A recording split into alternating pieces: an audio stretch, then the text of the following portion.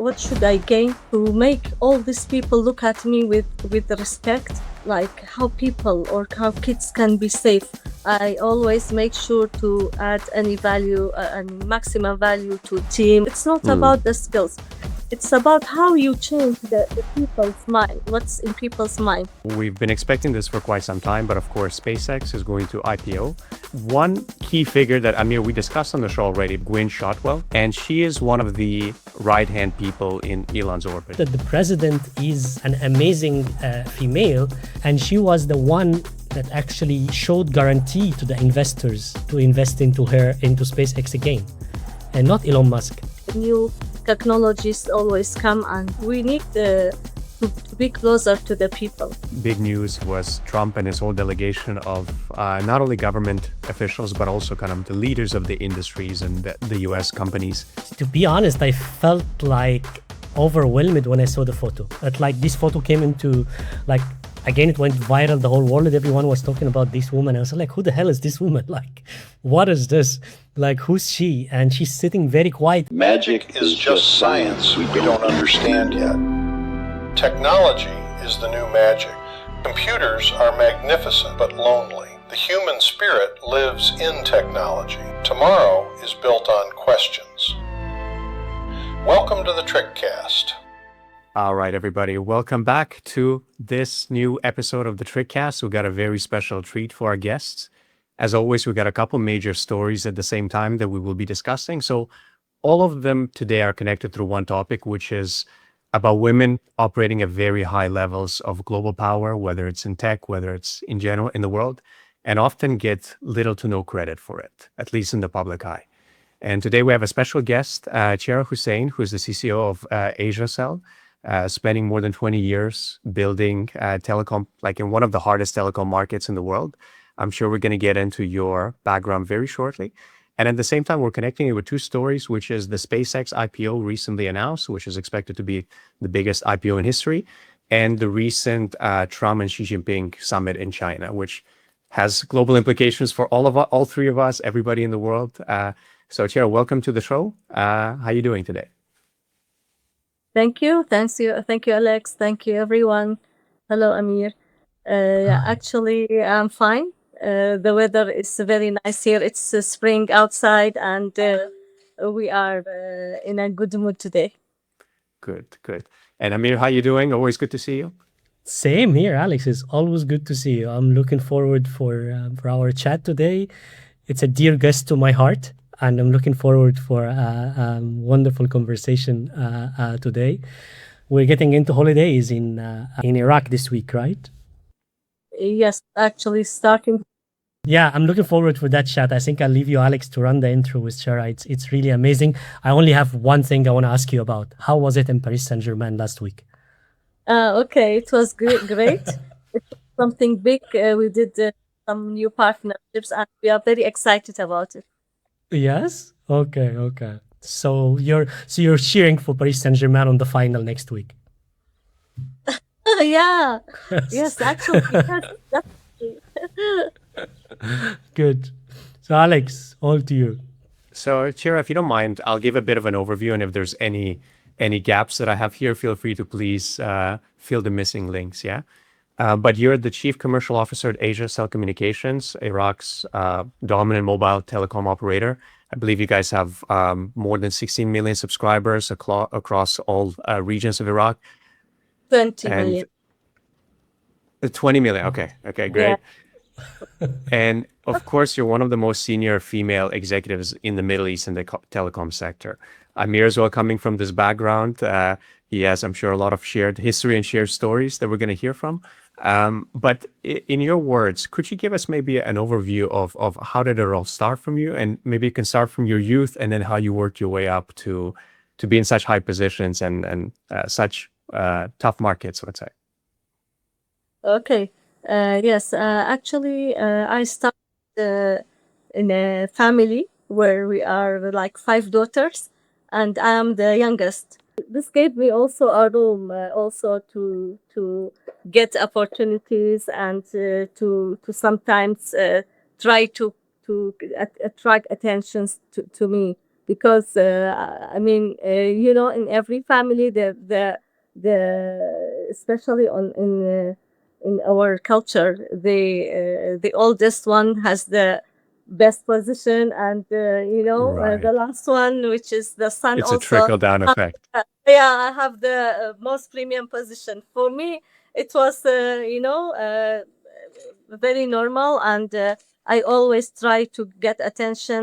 I was also raised in a family where my mother was leading, because my father passed away where most of us were very young. So I started from my life when I was young to see a woman leader, and Mhm. I think this was one of the triggers that I can see that women can do everything. So my mother always is the role model for me, because she could raise us, especially in the wartime, in most difficult economical crisis in Iraq. So that was one of the influential parts of my life. Then I started to go to the university. I was always among the top students, because I was very committed, always very committed. I have to be among the best. I was very hardworking. At the same time, I was always making sure that I participate in many school activities. So for me, I love people.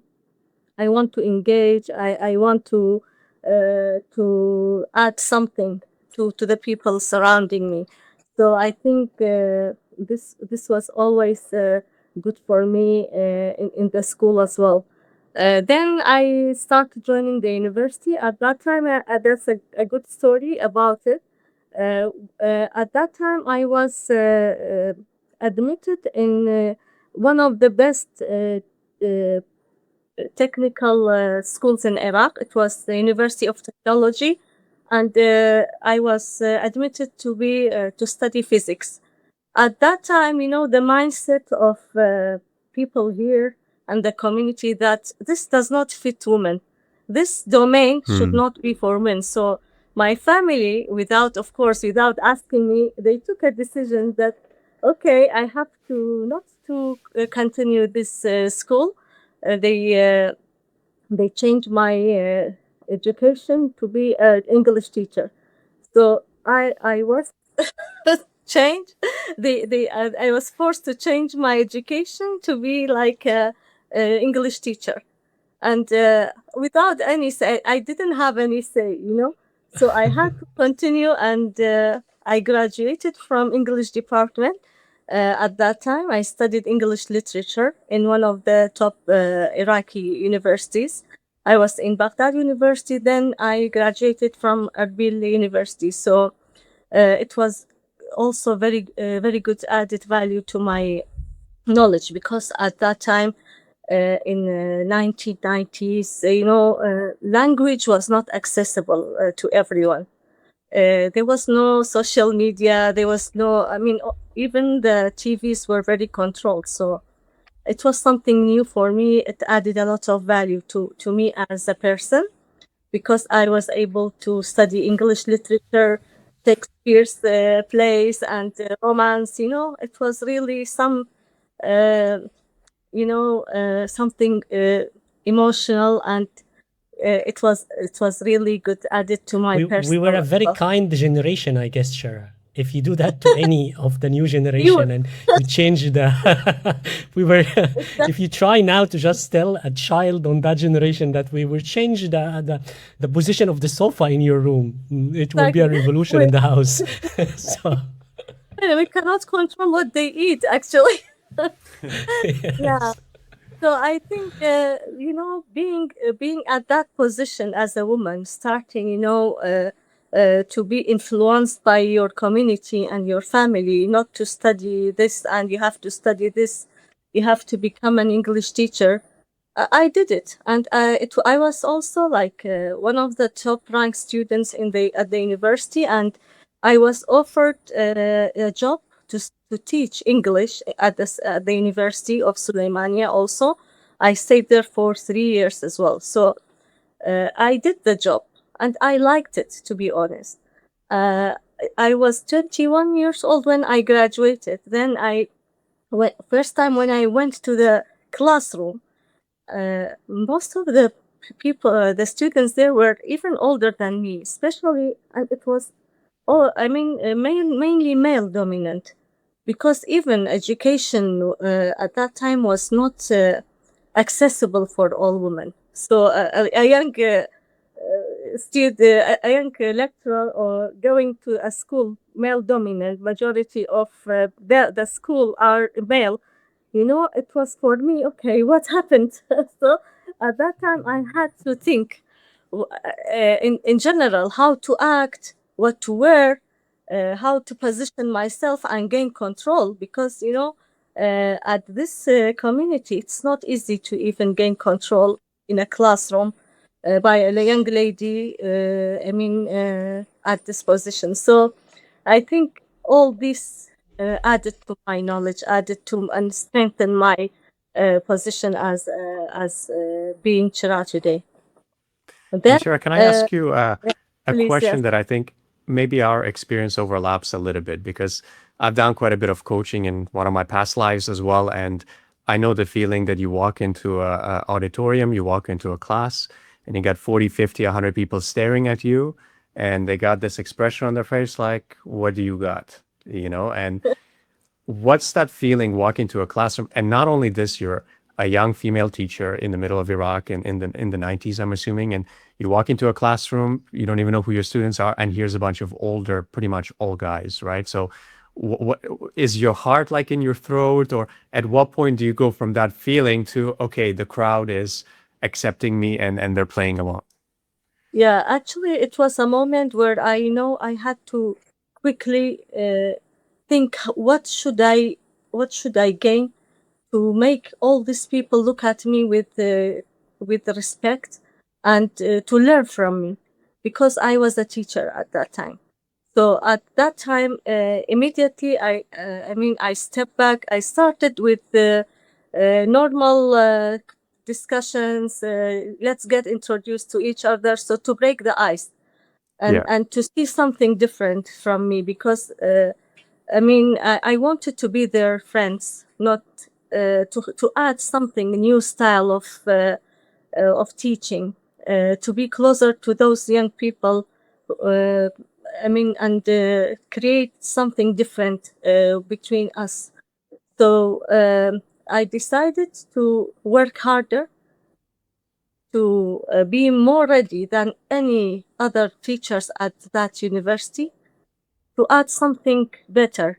So I always, like, when you are a female leader, you always need to, like I always say, work 10 times more, and to prove yourself more, to be able to compete, to be honest, because it's not Mm. about the skills, it's about how you change the people's mind, what's in people's mind, around the people surrounding you.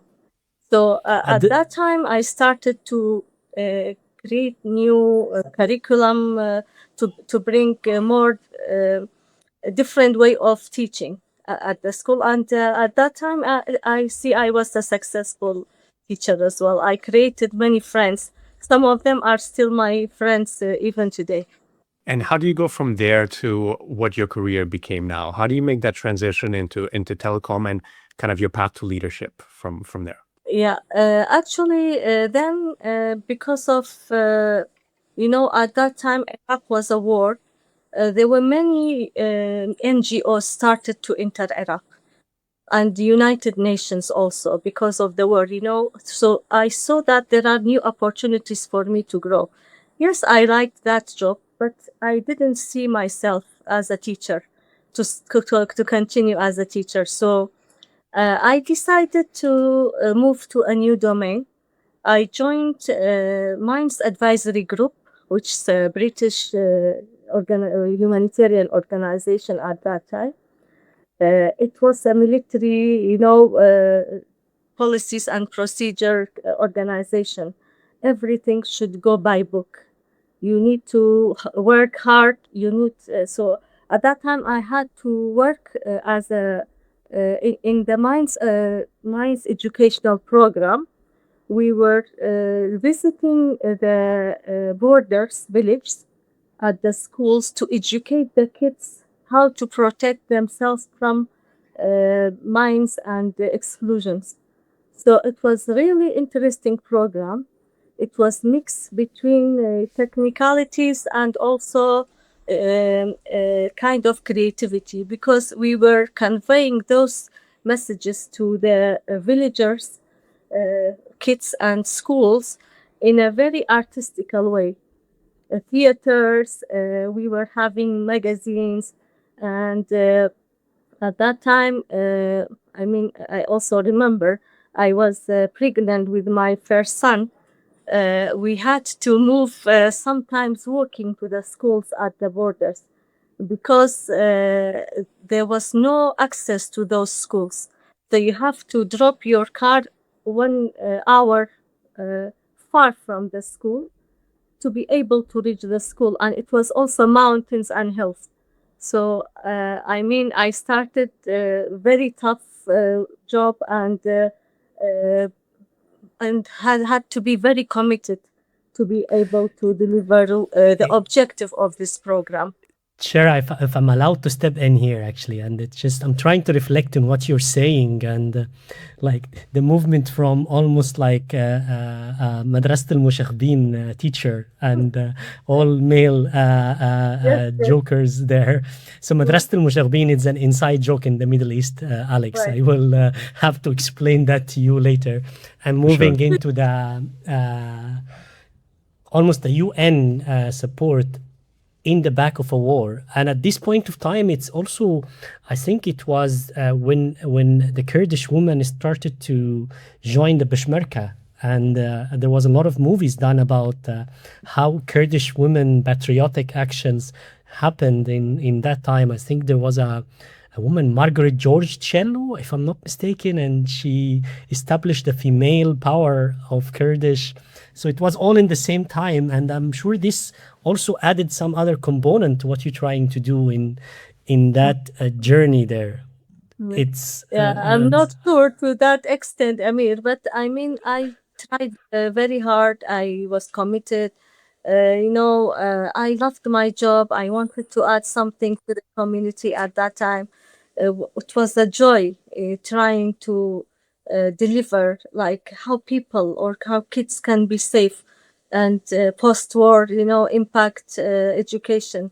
It was really good, and I was very happy that I was part of a program where we embedded this education into the school's curriculum, which is till today, it has been educated and part of the books here, because we still have like above 20 million mines in the surrounding of the borders in Iraq in general. So it was a humanitarian work mixed with policies and procedure, learning from expats, learning policies and procedures at that time. It was something definitely added value to me and to my career. Then I joined the United Nations, work in procurement, and also I started after that working with ITU. At that time, they entered Iraq, so it was my first tap into telecom through International Telecom Union in Iraq. I stayed also there for 3 years, where we were working in rehabilitation of the telecom infrastructure in Iraq in 2000 till 2003. For our audience, the ITU is the governing body of actually the almost all the telecom infrastructure worldwide, and this is how you get your numbering dedicated to you, or how you dedicate a code that's actually controls how communication is being done, how people are actually talking the same language. It's not easy that actually you pass a phone call from one country to another if there is no governing body on top of that. And ITU is the body concerned about all of these regulations and governing to how this is being done. And I guess this was your gate into telco, Chra.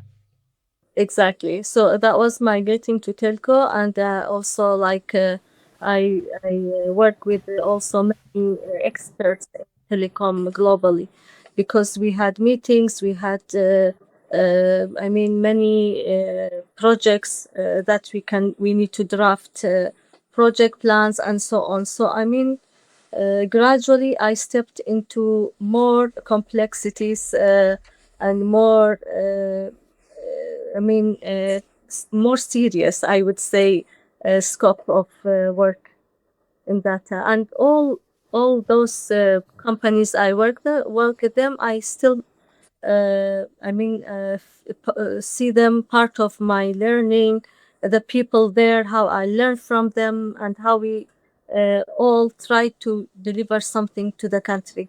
So I always make sure that whatever job we deliver to make something benefit the people, benefit the country, especially here in my country. We always need development and going and progressing.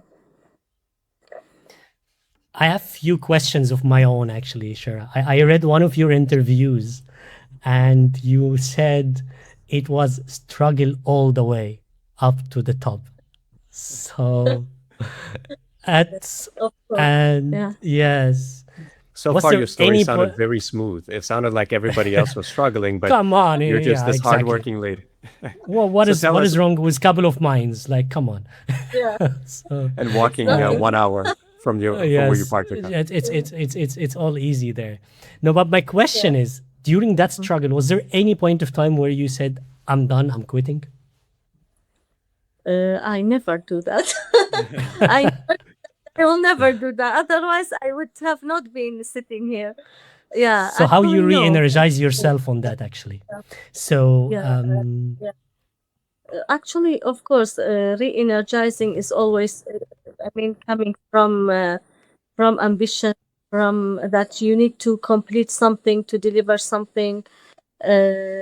About, I mean, just to be honest, even I see like even for male, there is always struggle. So I always don't try to link like obstacles with being a woman, because I see like it's part of human life. You have to struggle, you have difficulties, but you need to add all this to positively, to add to yourself as a human, as a career path, as uh, to deliver part of your deliverables. So yes, it was all over, so many difficulties, but I see like it is not only for me as Chra, or only for women. Everyone should struggle, and it's part of the life. So you need to continue. I love that about you, Chra. I have shared a lot of good professional work moments with Chra. We have done a lot of good things together and challenging things together, and a lot of actually jumping ropes and steps on doing things. And but I could still actually, regardless of being a woman or a male or a man, or you have been in many situations when I was observing you, literally the only in the room, sometimes the only woman in the room, sometimes the only Kurdish in the room, sometimes the only Yeah, Iraqi in the room. There is many yeah, times you have been really carrying a flag actually when you are in this room, and I feel it when we go together into meetings that you really take that seriously, like you are carrying that flag actually. yeah, yeah. Actually, So yes, but I see it is globally still like that. It's not. It's.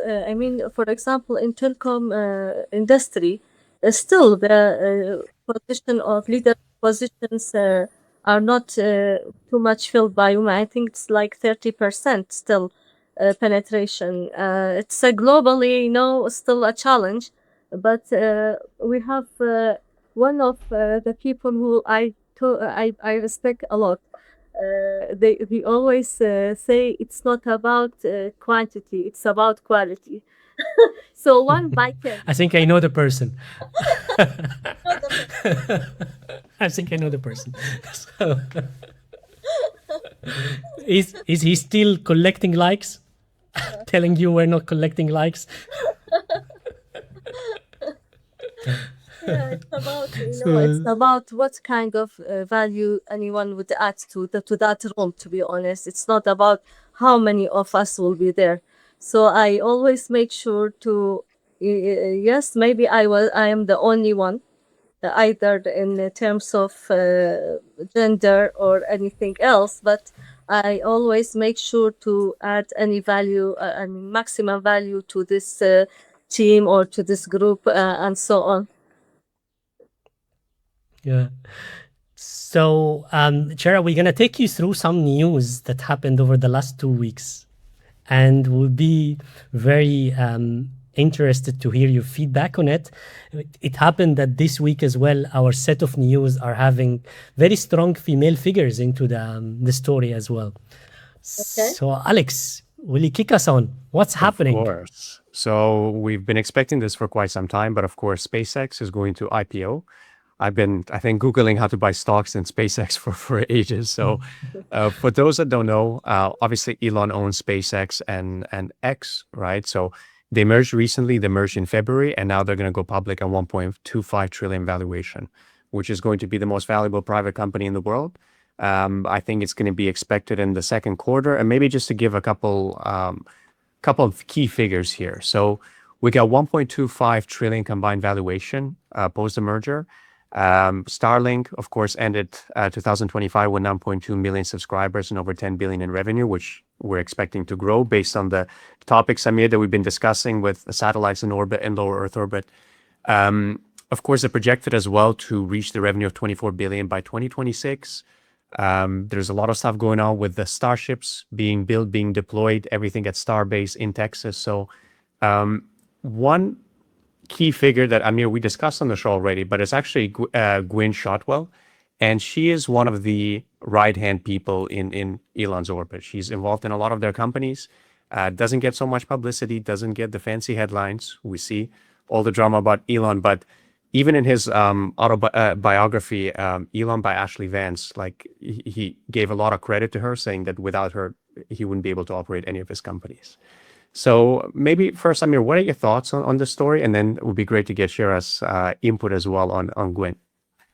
Yeah. I'm so fascinated. Sorry, Chra, go ahead. No, please go ahead. Yeah. No, it's fine. I will follow you. Yeah. Okay. Yeah. Actually, I didn't know the news, to be honest, that they are going IPO. So I should think, shall I invest or not with them? Probably you should. So they are actually, yeah, they are raising 75 billion, which is going to be the highest ever in raising of that. Yeah. So the valuation is ranging between 1.7 billion to actually the 1.75 trillion to the 2.5 trillion range. But this year, when it comes to IPO, is huge. There is so Amir, SpaceX, and then there's open. What do you think about it? How do you see it? It's a risk or opportunity? I definitely think it's an opportunity. I think that the last company that went into that huge vibe on IPO was Aramco, and people didn't regret spending their money in Aramco. SpaceX is definitely opening a completely new horizon for the whole industry. They are a niche in what they're doing, actually. And I don't know if you feel it, but I feel it in when I talk about telco with anyone.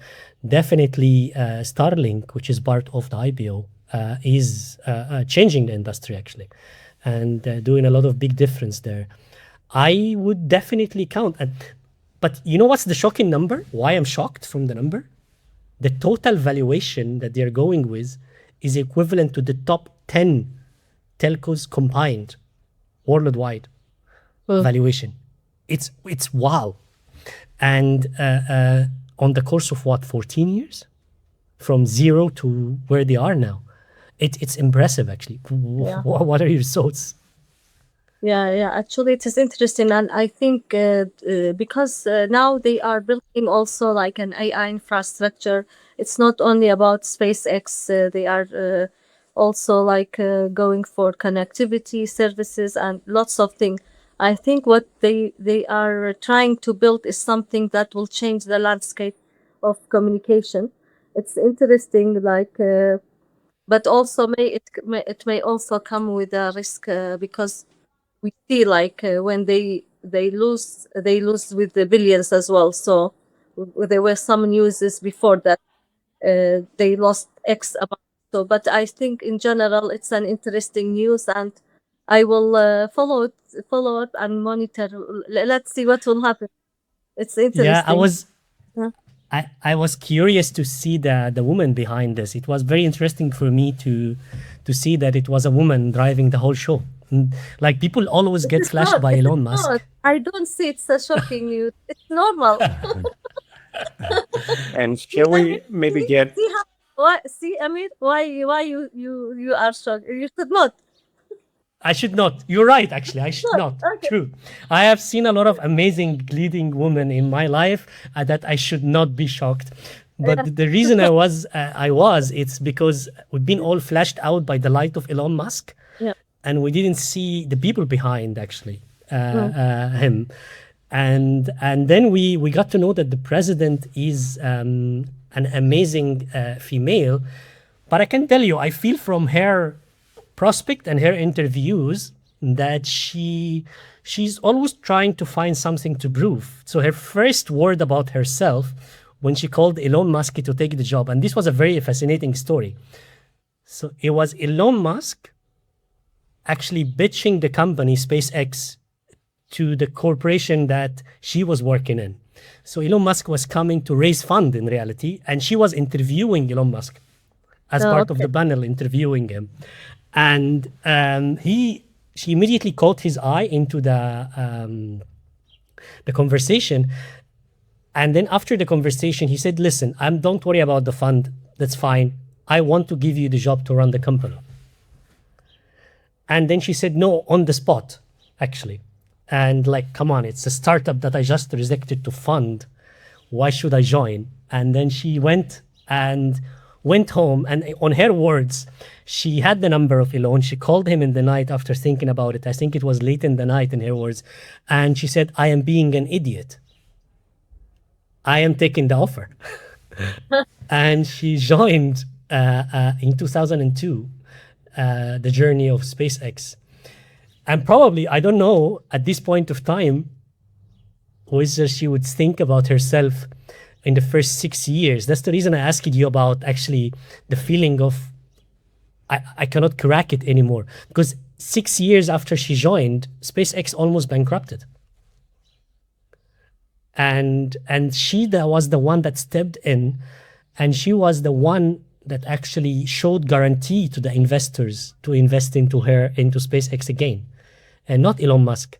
And they would see her as the balancing road or the regulator of the wild Elon Musk that's trying to do and jump things and do things, and she's running behind him and like slowing down. And she managed to get the Falcon first space out of the space in 2008 and came out of the problem on that. Do you relate? Yeah, it's an interesting story, to be honest. I definitely will zoom into that story to learn from her as well. But in general, I see like it's a big thing to have an IPO for this big company. And I see also, I think it will be an opportunity for I mean, maybe new arena will be developed as well. Let's monitor. Let's see what will happen. We should. She's been amazing, and she was in the center of attention for the. I think she will be for the coming year on the center of attention to do that. And I'm personally looking forward for that IPO. But while we are on IPOs, there is OpenAI in June, and there's Anthropic and Claude in September. And I think OpenAI is going on as well, which is slightly different area, but I think Polymarket is IPOing as well. Exactly. And the market, this this year is like really wild in reality. There was also the acquisition announcement between Uber and Delivery Hero. Another acquisition. So we're seeing a lot of changes in the market this year. So definitely IPO market is something to watch. And that was our first news of the week that we wanted to share with you and hear your Interesting. perspective Thank on you. it. Yes. Yeah, And then any final thoughts on it before we jump into the next story? I had a question actually for both of you coming from the telecom space. Again, Amir, we've talked about Starlink quite a bit on the show. What are your guys' perspective on whether Starlink is going to be like a net positive for everybody, including the existing telecom companies all over the world and the infrastructure? Or do you think it's going to be making the pie bigger, or is it trying to take other people's pies? And I also have an opinion on this, but I'm curious to see, how do you see Starlink playing into the existing telecom infrastructure? Go for it, Chra. You are the one. Yeah. You're the numbers one. Okay. Actually, I mean, it's it depends. Actually, it depends on the regulations. How the country would react to that new domain. To be honest, for some countries could be like eating from them. For some countries could be opportunity. So there is no what is right or wrong. It depends on the policies, how it will be regulated to work with them. So in general, it could be both. I would say could be So, Chra, either. do you think this is more dependent, I guess, on individual countries and players rather than, let's say, just Starlink? And I guess the reason I was asking this question, because we've seen Elon in the past with Tesla, for example, he open sourced the patents for like the charging technology and all of this, right? And it seems you get partially selfish motivations because other companies that can take this patent instead of developing them would create the chargers and the equipment the same way that would be applicable to Tesla, right? So we've seen there, let's say, a somewhat generous approach. We've seen the same with X, where they started open sourcing part of their algorithm to make things transparent and how everything works. So do you think Starlink will follow suit? And do you think there's some kind of beneficial intent from Elon and company? Or again, does he want to be the number one player, dominate, choke out the market, and be the only game in town? To be honest, this, as people say, maybe, and to be honest, I'm not a big. I mean, I didn't follow those news, and maybe I have no any comment around it. To be honest, so I can maybe throw some thoughts into the conversation, and maybe we can share ideas around it, Chra here. So, in general, Elon Musk definitely, I think he goes into domination. Like that's his playbook. So he gets into the market and he's working on to the super domination. With the case of Starlink, I think he's antagonizing governments and making them angry. And actually pushing them to revolt against him when he's trying to bring the Starlink. Earlier, we mentioned ITU into the conversation. And I think ITU should and will and is regulating the play between space communication as a general access and terrestrial communication and the ground-based access. This was not the first company to try to do satellite communications to sell. It's actually maybe the third or the fourth. But the fact that they managed to control the cost of the space, it managed to give them an advantage. I am actually would like to put that question on hold between all of us till Amazon launches their own. Because then the market will have another horse to bet on. Because else we will be just watching Elon antagonizing governments and governments responding to his antagonization by blocking them out. There is definitely an added value from having a satellite communication into the game. However, I think telcos need to change because like it's becoming a vulnerable industry now and is moving into the electricity or even energy or going down to be a commodity every now and then.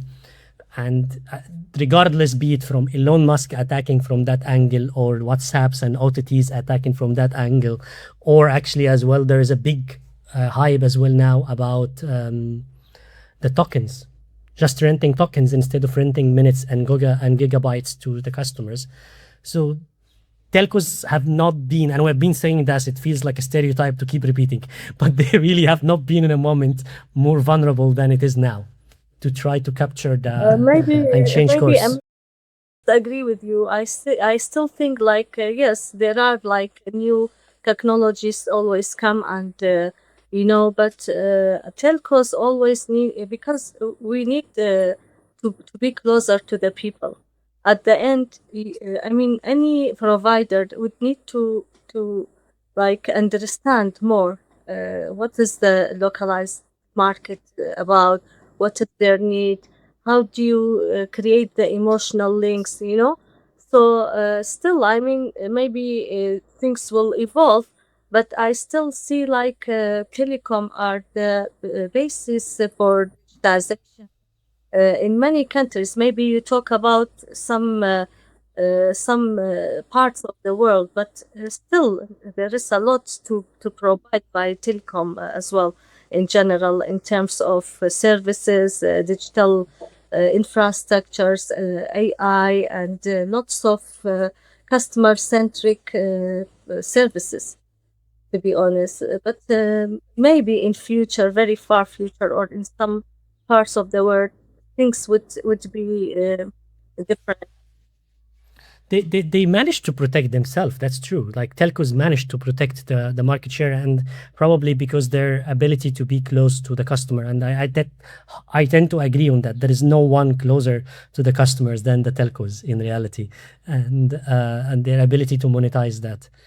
So I hope we answered your question, Alex. Yeah, definitely.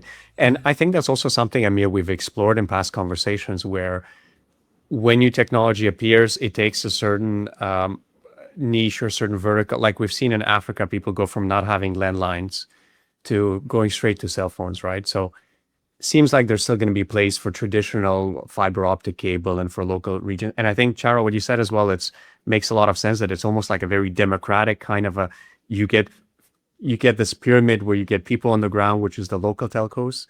They know what the local users need, what they like, if they prefer SMS or video call, whatever.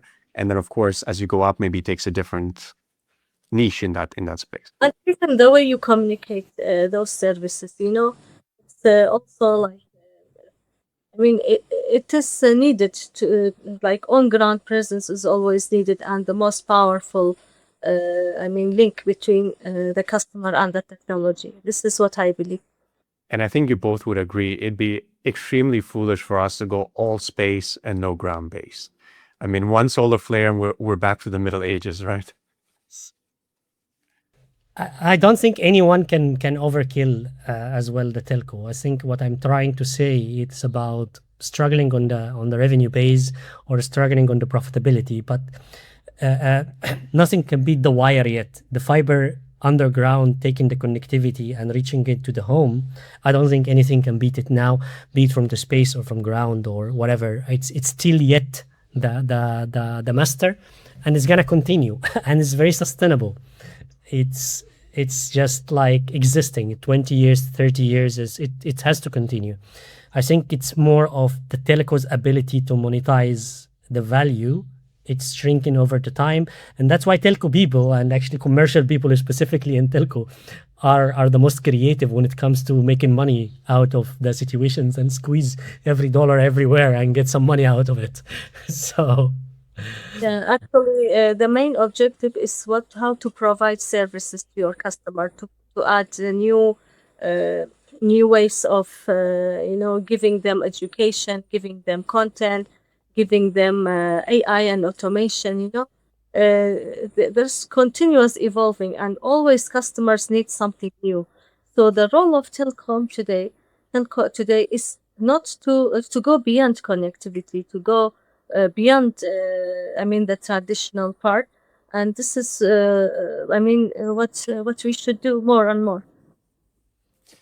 Well, I think that's a good way to end this story. Maybe pivot into the next one. Yeah, on to our next story. Big news was Trump and his whole delegation of not only government officials, but also kind of the leaders of the industries and the US companies visiting China, visiting Xi Jinping. A lot of topics discussed, a lot of notable people in those meetings. So of course, we got the two presidents. We got Elon Musk, Tim Cook, Jensen Huang, who was especially very popular, seems like, in the streets of China, Larry Fink, and some other notable heads of companies.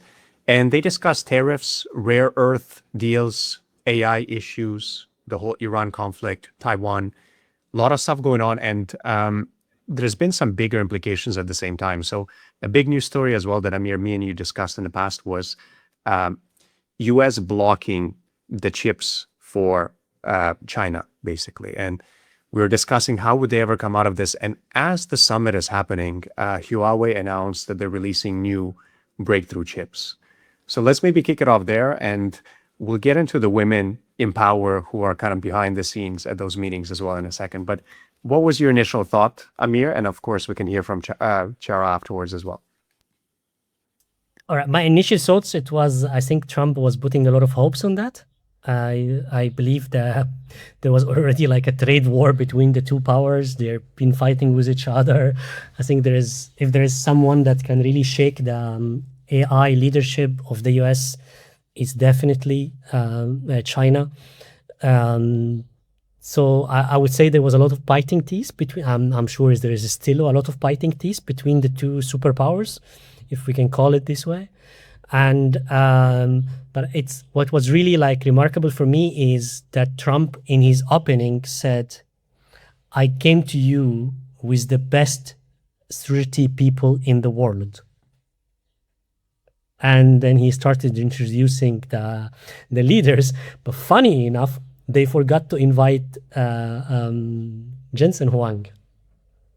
And they only remembered to invite him like in the morning of the trip. And he had to join them with a flight in Alaska and jump into the plane with them and reach there with NVIDIA. And I would definitely think that if there is something like best 30 people in the world, so Jensen Huang will be one of the list there.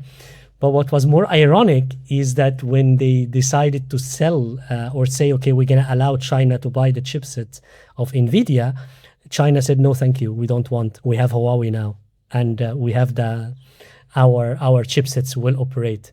These two things telling me there's a big shift towards East when it comes to tech, that maybe we should start studying Chinese, not English or French. What do you think, Chra?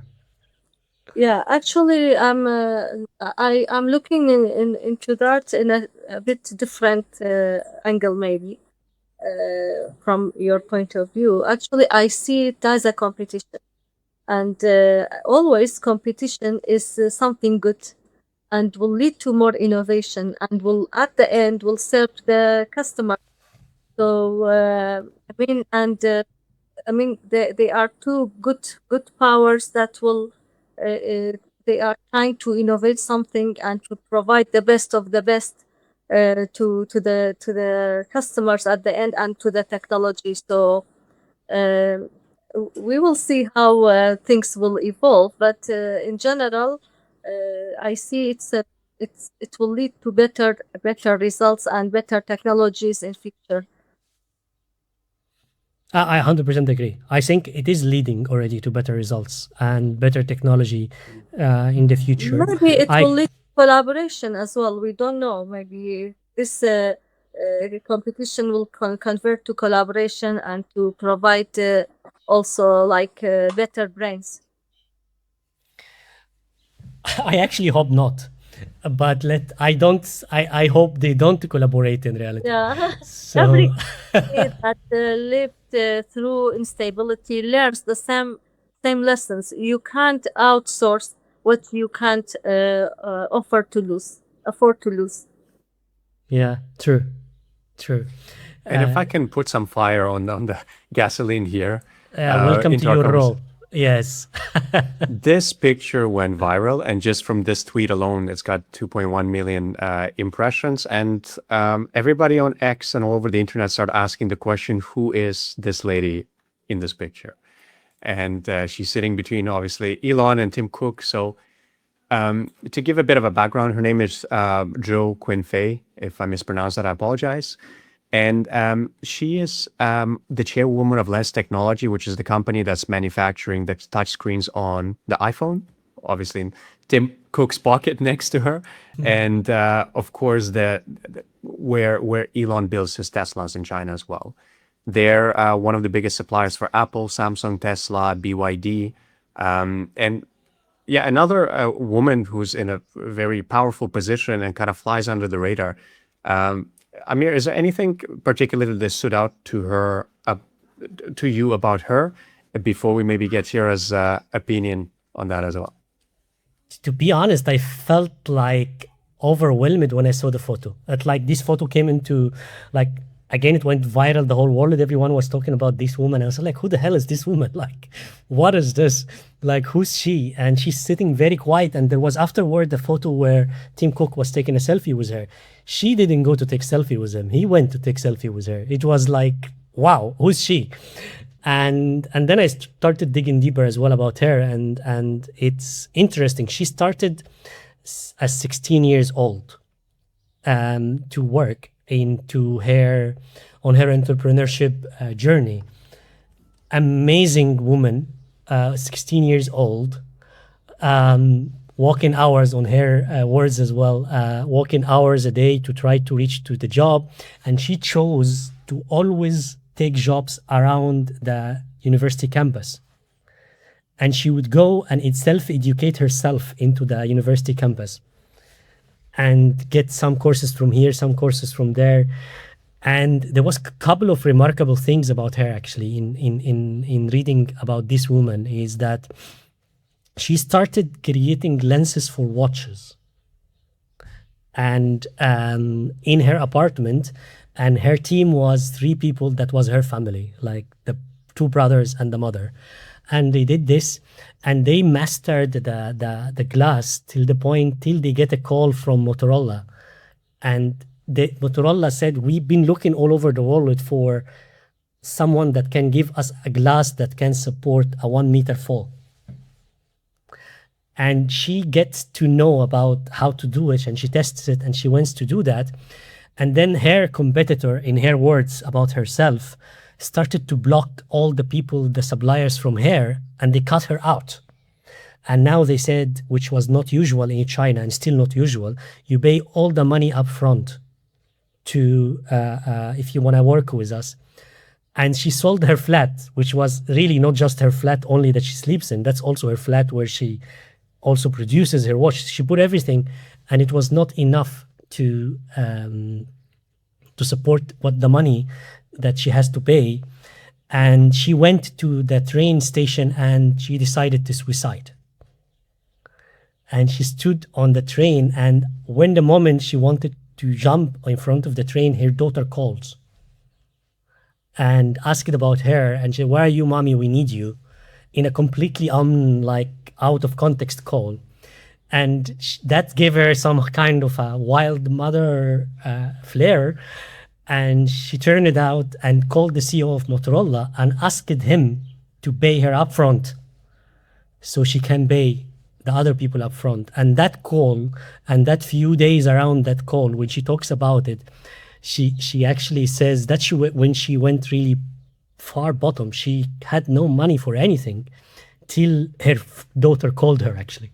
And she came out of that swinging, and she became the most powerful woman in that industry in reality now, supplying phones to screens to everyone. I think that she was the only one on the speed dial of Steve Jobs for screens, for the first touch screen of the iPhone.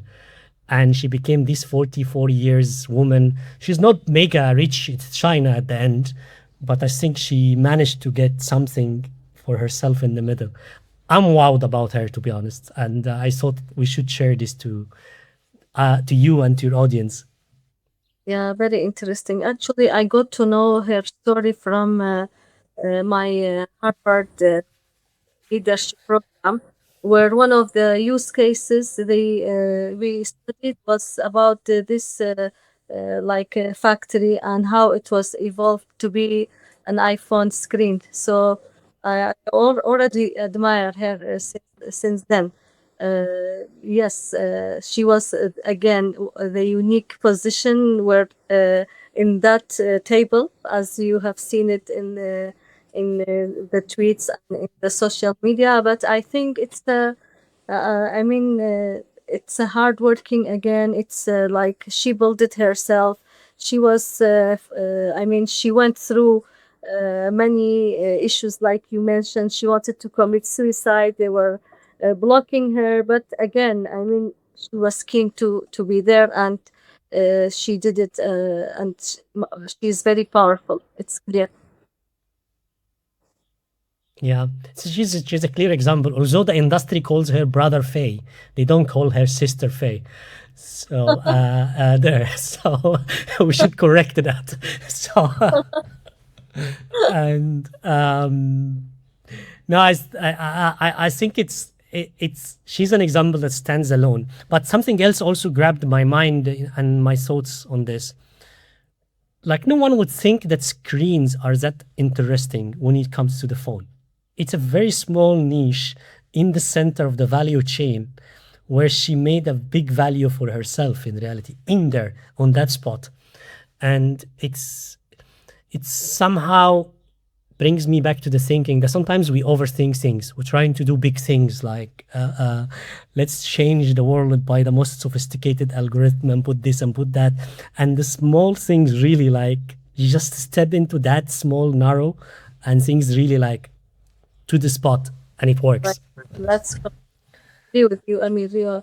You should not be like creating something big to become something important. It's it's about I mean, which part you want to be there. And honestly, back to basics topic, when you just go to that basic and like take the step from that basic and like continue growing from there, it's so inspiring for me at every point of time. Like and sometimes we forget that. And when I was reading her story, really, I think maybe also you could relate, and I definitely relate. There's a certain power that comes from children inside us, and it pushes. Yeah. So, You know, and especially kids are, this is where you I don't know, you can breathe, you can live, you can be more powerful. Definitely, it's human nature. yeah, and while we are on this topic, actually, is there any other people or strong characters in the industry or outside of the industry that inspires Chra? Actually, That definitely, actually, yeah. definitely So not so. who does come in mind? Yeah, tell me or tell us. To be honest, I mean, the first person comes to my mind is our chairman. To be honest, because he started from entrepreneurship, built a company like Asiacell from an entrepreneurship concept, and to become a global company as well. So he's always our mentor. We learn from, most importantly, his kindness, the respect, the I mean, lots of personal and humanitarian acts that we always learn from him. Of course, many others as globally, but to be honest, when you ask, this came to my mind first. To be honest, I don't think anyone that have crossed roads with Kak Farouk wouldn't have that same feeling.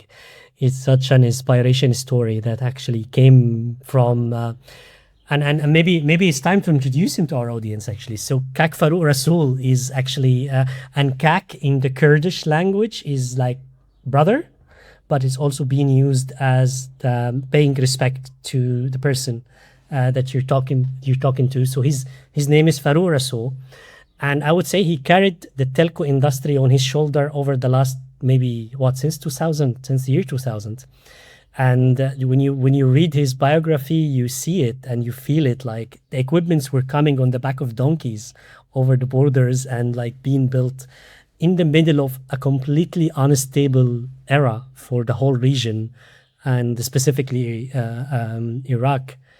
And you come out of that swinging, if you can call it this way, building an inspiration story that will definitely last for generations.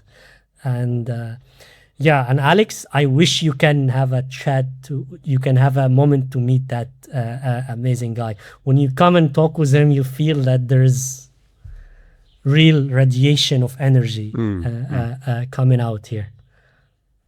Yeah, Well, let's have him on the show one day, Amir. I would love to. If he agrees, I will be going there specifically to film that. So like, we'll be in the studio with Chra next time. Yes, we go there to that studio together. So, Chra, this has been really lovely. Actually, I have really enjoyed the conversations all together, and we reach it to the last. And I don't want to finish. I want to continue talking with you about everything, but unfortunately, we have to. And so, we normally close by giving you the platform to actually tell us, how do you see your leadership style? I know it is binary, 1 and 0 from our point of view, but that's our same. We say there's a boardroom scholars, there's boardroom magicians. And the leaders we actually show in our show, we ask them to choose on whether they are scholars or magicians or a mix. You can choose. And so first, Mike is yours. Tell us, where do you see yourself? Do you feel yourself like when you are in the boardroom with the other leaders, are you a magician or a scholar? And second, what will be your advice to close this episode with us, to our audience that actually want to follow your lead and reach the status and the achievements and accomplishments where we can see in front of us here in screen from you?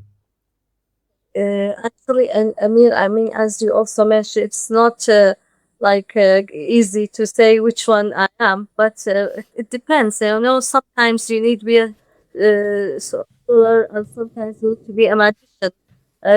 The mix, I don't know, the mix would work or not. It depends on situations. It works. Mix works. Yeah, it depends. You know, at the end, whenever with whatever situation I am in, I am myself. I don't, I don't want to change. You know, it's just me. I do what I believe in. I do what I think it's right, and what is good for my organization, and then and also for the people. So I don't know how to put it in that scholar or magician, but at the end, we are human. What is important is to act normal and as human, regardless of any position, titles, or whatever, you know. And I see, like, my advice to anyone, especially women, who want to become a leaders or future leaders, to stay focused, hardworking. Don't let anyone push you to hide your emotions, because emotions is good, and emotional intelligence is very, very good and key for good leaders.